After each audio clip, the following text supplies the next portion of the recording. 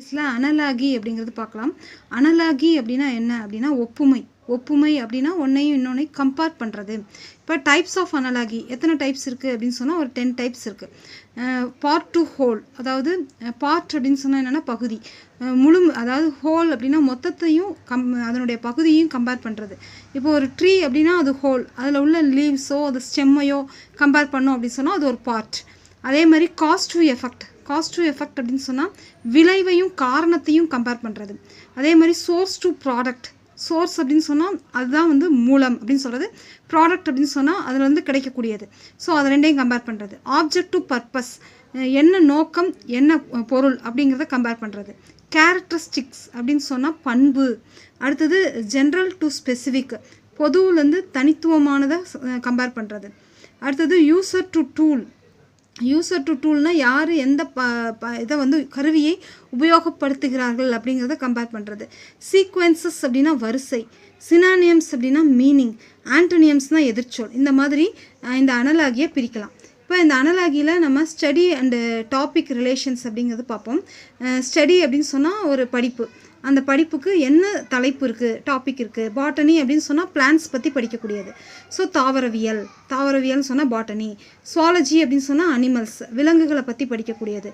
Pathology அப்படின்னு சொன்னால் diseases, நோய்களை பற்றி படிக்கக்கூடியது. கார்டியாலஜி அப்படின்னு சொன்னால் ஹார்ட், இருதயத்தை பற்றி படிக்கக்கூடியது.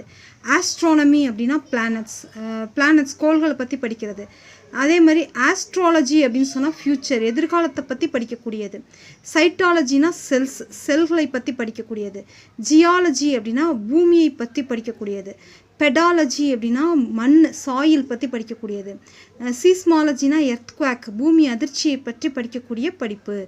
பெனாலஜி அப்படின்னா பனிஷ்மெண்ட், இது கிரிமினாலஜின்னு சொல்லலாம், குற்றவியல், அதுதான் பெனாலஜி அப்படின்னு சொல்கிறது. தண்டனை, குற்றங்கள் பற்றி படிக்கக்கூடியது. அடுத்தது ஆர்கியாலஜி, ஆர்கியாலஜி அப்படிங்கிறது ஆர்டிஃபேக்ட்ஸ், இது தொல்லியல் துறை, தொல்லியல் துறையை பற்றி படிக்கக்கூடியது. எக்காலஜி அப்படின்னு சொன்னால் என்விரான்மெண்ட், சுற்றுச்சூழலை பற்றி படிக்கக்கூடியது. ஆந்தாலஜி அப்படின்னா கலெக்ஷன்ஸ் ஆஃப் போயம், அது போயம் மட்டும் இல்லை, ஆந்தாலஜினா ஒரு தொகுப்பு, கலெக்ஷனாக இருக்கக்கூடியதை பற்றி படிக்கக்கூடியது ஆந்தாலஜி. ட்ரிக்னோமெட்ரி அப்படின்னா முக்கோணவியல். அடுத்தது பேலியோகிராஃபி அப்படின்னு சொன்னால் ரைட்டிங்ஸ், இதுவும் தொல்லெழுத்தியல் அப்படின்னு பேர். தொல்லெழுத்தியல்னால் பழங்கால எழுத்துக்களை பற்றி படிக்கக்கூடியது. அடுத்தது செமான்டிக்ஸ், லாங்குவேஜ், இது லிங்குவிஸ்டிக் அப்படின்னு சொல்கிறோம், மொழியியலை பற்றி படிக்கக்கூடியது. ஹேமட்டாலஜி, பிளட், ரத்தத்தை பற்றி படிக்கக்கூடியது, இரத்தவியல் அப்படின்னு சொல்கிறோம்.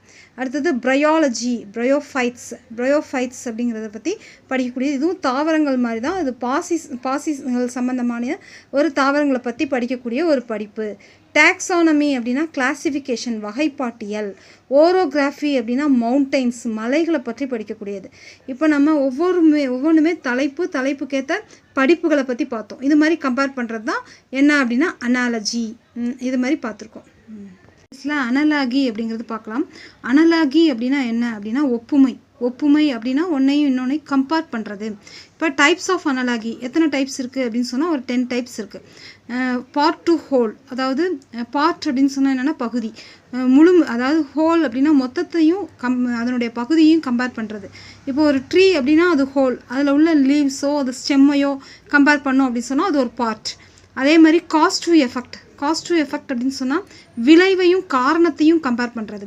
அதே மாதிரி சோர்ஸ் டு ப்ராடக்ட், சோர்ஸ் அப்படின்னு சொன்னால் அதுதான் மூலம் அப்படின்னு சொல்கிறது. ப்ராடக்ட் அப்படின்னு சொன்னால் அதில் கிடைக்கக்கூடியது. ஸோ அது ரெண்டையும் கம்பேர் பண்ணுறது. ஆப்ஜெக்ட் டு பர்பஸ், என்ன நோக்கம் என்ன பொருள் அப்படிங்கிறத கம்பேர் பண்ணுறது. கேரக்டரிஸ்டிக்ஸ் அப்படின்னு சொன்னால் பண்பு. அடுத்தது ஜென்ரல் டு ஸ்பெசிஃபிக், பொதுவிலேருந்து தனித்துவமானதை கம்பேர் பண்ணுறது. அடுத்தது user to tool, user to டூல்னால் யார் எந்த இதை கருவியை உபயோகப்படுத்துகிறார்கள் அப்படிங்கிறத கம்பேர் பண்ணுறது. சீக்வென்சஸ் அப்படின்னா வரிசை. சினானியம்ஸ் அப்படின்னா மீனிங். ஆண்டோனியம்ஸ்னால் எதிர்ச்சொல். இந்த மாதிரி இந்த அனலாகியை பிரிக்கலாம். இப்போ இந்த அனலாகியில் நம்ம ஸ்டடி அண்டு டாபிக் ரிலேஷன்ஸ் அப்படிங்கிறது பார்ப்போம். ஸ்டடி அப்படின்னு சொன்னால் ஒரு படிப்பு, அந்த படிப்புக்கு என்ன தலைப்பு இருக்குது, டாபிக் இருக்குது. பாட்டனி அப்படின்னு சொன்னால் பிளான்ஸ் பற்றி படிக்கக்கூடியது. ஸோ தாவரவியல், தாவரவியல்னு சொன்னால் பாட்டனி. சுவாலஜி அப்படின்னு சொன்னால் அனிமல்ஸ், விலங்குகளை பற்றி படிக்கக்கூடியது. பேத்தாலஜி அப்படின்னு சொன்னால் டிசீசஸ், நோய்களை பற்றி படிக்கக்கூடியது. கார்டியாலஜி அப்படின்னு சொன்னால் ஹார்ட், இருதயத்தை பற்றி படிக்கக்கூடியது. ஆஸ்ட்ரானமி அப்படின்னா பிளானட்ஸ், பிளானட்ஸ் கோள்களை பற்றி படிக்கிறது. அதே மாதிரி ஆஸ்ட்ராலஜி அப்படின்னு சொன்னால் ஃப்யூச்சர், எதிர்காலத்தை பற்றி படிக்கக்கூடியது. சைட்டாலஜினா செல்களை பற்றி படிக்கக்கூடியது. ஜியாலஜி அப்படின்னா பூமியை பற்றி படிக்கக்கூடியது. பெடாலஜி அப்படின்னா மண், சாயில் பற்றி படிக்கக்கூடியது.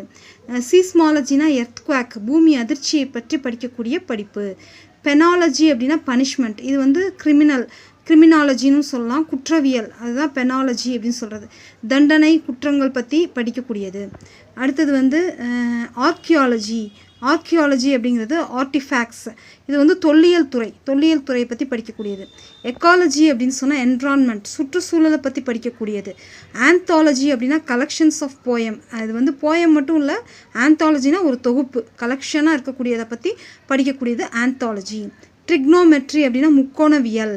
அடுத்தது பேலியோகிராஃபி அப்படின்னு சொன்னால் ரைட்டிங்ஸ், இதுவும் வந்து தொல்லெழுத்தியல் அப்படின்னு பேர். தொல்லெழுத்தியல்னால் பழங்கால எழுத்துக்களை பற்றி படிக்கக்கூடியது. அடுத்தது செமான்டிக்ஸ், லாங்குவேஜ், இது லிங்குவிஸ்டிக் அப்படின்னு சொல்கிறோம், மொழியியலை பற்றி படிக்கக்கூடியது. ஹேமட்டாலஜி, பிளட், ரத்தத்தை பற்றி படிக்கக்கூடியது ரத்தவியல் அப்படின்னு சொல்கிறோம்.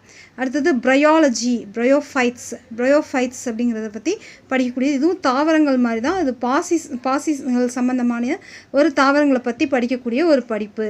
டாக்ஸானமி அப்படின்னா கிளாசிஃபிகேஷன், வகைப்பாட்டியல்.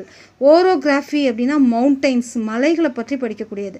இப்போ நம்ம ஒவ்வொன்றுமே தலைப்புக்கேற்ற படிப்புகளை பற்றி பார்த்தோம். இது மாதிரி கம்பேர் பண்ணுறது தான் என்ன அப்படின்னா அனாலஜி, இது மாதிரி பார்த்துருக்கோம்.